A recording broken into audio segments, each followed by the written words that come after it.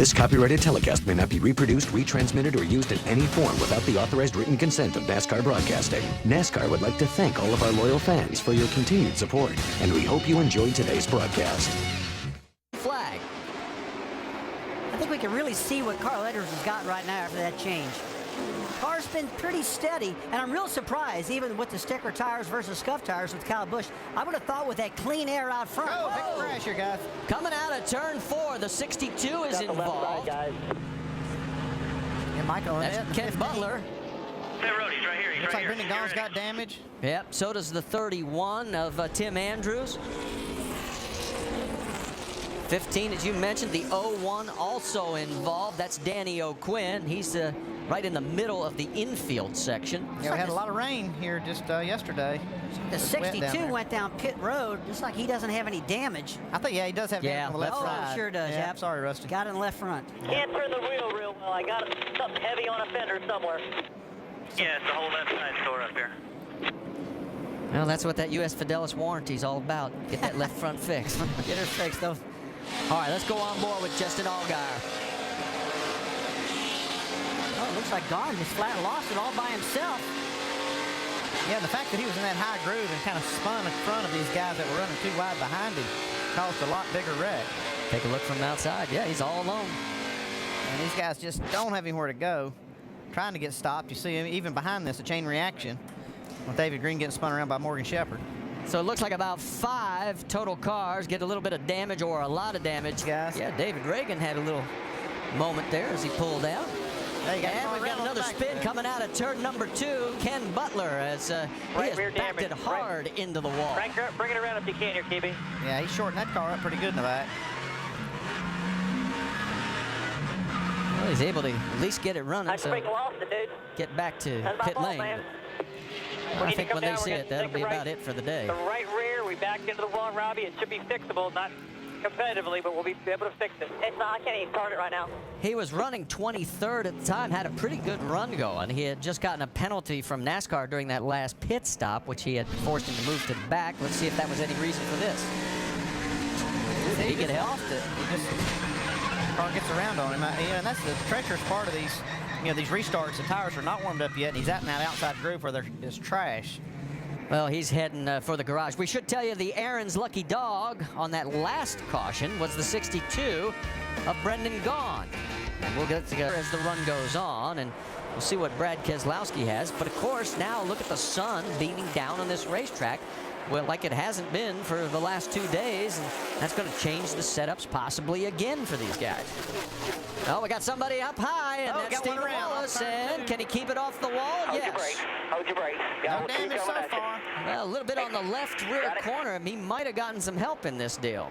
No yellow yet. The yellow has now come out, and yeah, there is the damage on the 31 car of Tim Andrews. So maybe those two did get together after all. Stephen was running 14th at the time of this incident, and we should point out the last time the yellow came out, we didn't mention the 42. Well, it looks like he got loose. Comes up in front of Michael Waltrip and Bernie Lamar, stays out of the wall. Yeah, there was no barely stays out of the wall. So now we got to figure out how the damage occurred on. Getting beat by your own setup with your teammate. That's never any fun, Jamie. But you know, they're in it for each other. Oh, we got one hard in the wall off turn 2. Crash in turn 2. David Green is in the wall hard as he has backed it in almost the same identical spot as Ken Butler and having a hard time getting it turned around to get back. Yeah, he's hit the wall pretty hard right there. And, sure, when I never got into the back of him. He was 13th at the time of the crash, had a good run going in that 07 car.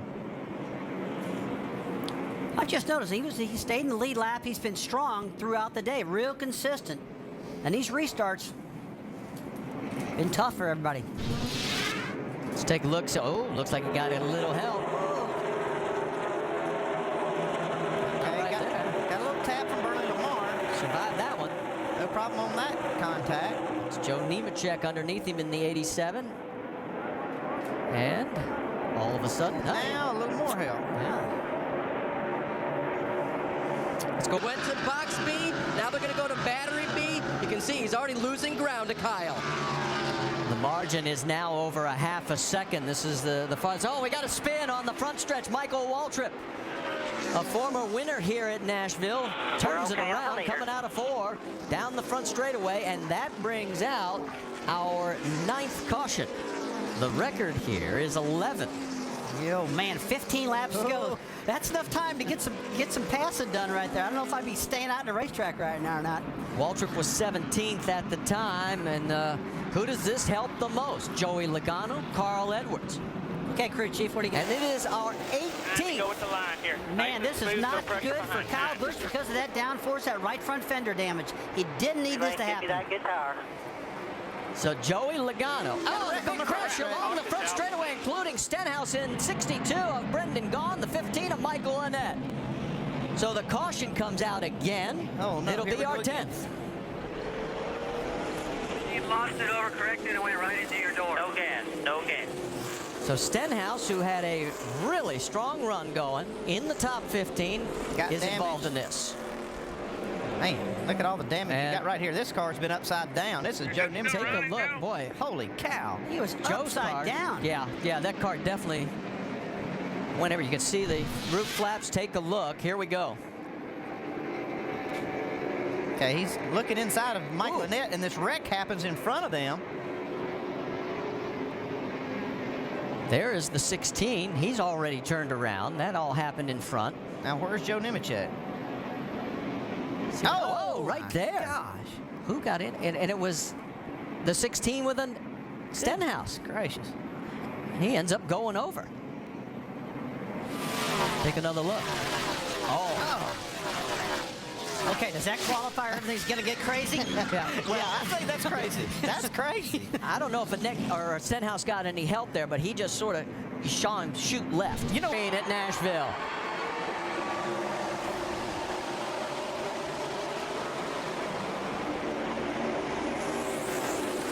Logano gets another great restart, but this time Keselowski also gets a pretty good start, able to hold off Edwards. Down the backstretch, and already about a 2-car length lead.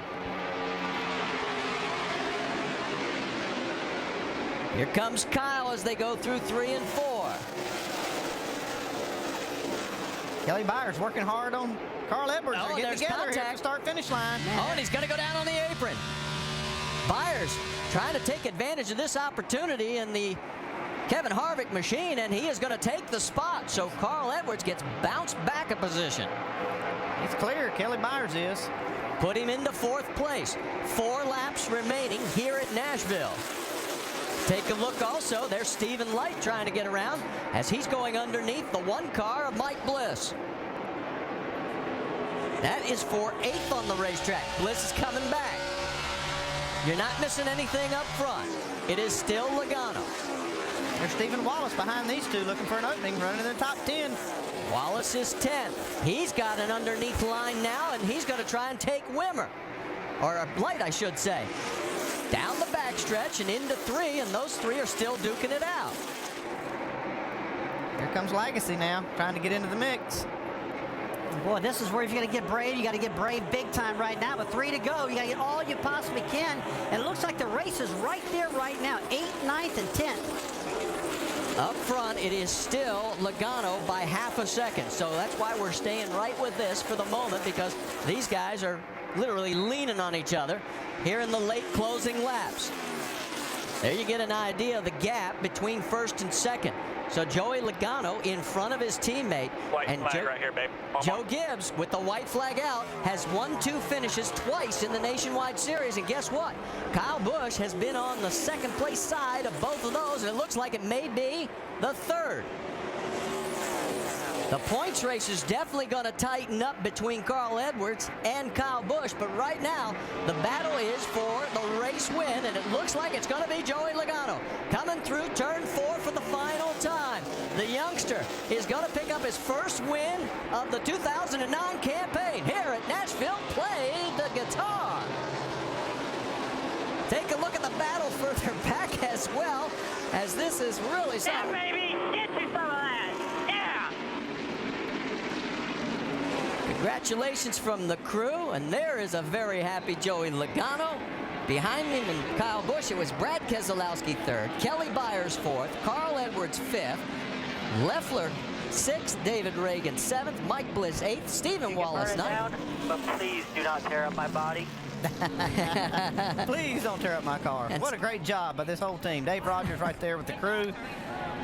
Joey Logano drove a really smart, aggressive race to get that win. I tell you what, guys, Joey Logano really needed that. Really been struggling of late in that Cup car. This is a big morale booster for that entire team. Shannon? It's hard to believe. This copyrighted telecast may not be reproduced, retransmitted, or used in any form without the authorized written consent of NASCAR Broadcasting. NASCAR would like to thank all of our loyal fans for your continued support, and we hope you enjoyed today's broadcast.